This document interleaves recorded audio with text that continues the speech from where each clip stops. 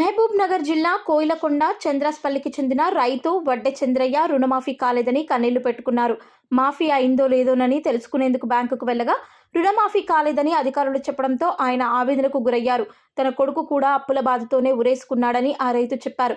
తన పేరిట మొత్తం 70,000 పంట రుణం తీసుకున్నట్లు చంద్రయ్య భార్య తెలిపారు.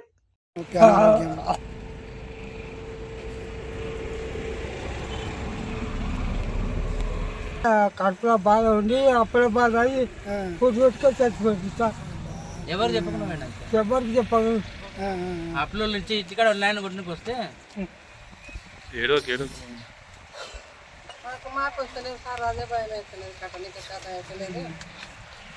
ఎనిమిది మంది ఆడపిల్లలా పెళ్ళిళ్ళు అయినాయా మరి?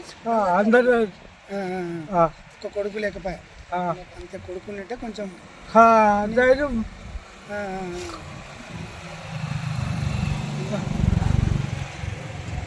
ఏం పేరు కొడుకు పేరు?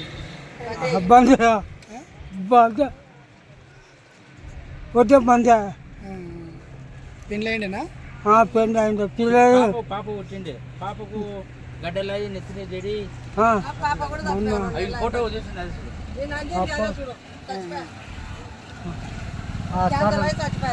సర్లకి కాగితం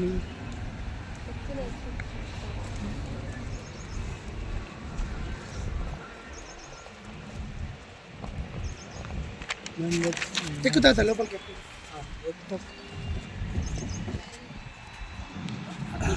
నీ పేరు మీద 30 ఎన్ని వేలు తీసుకున్నావు?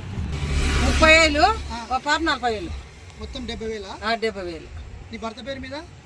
ఇక ఆ పేరు మీద నాకు చేస్తలేదు సార్. ఇక నీ పేరు మీద తీసుకున్నావు? నా పేరు మీద నేను తీసుకున్నా.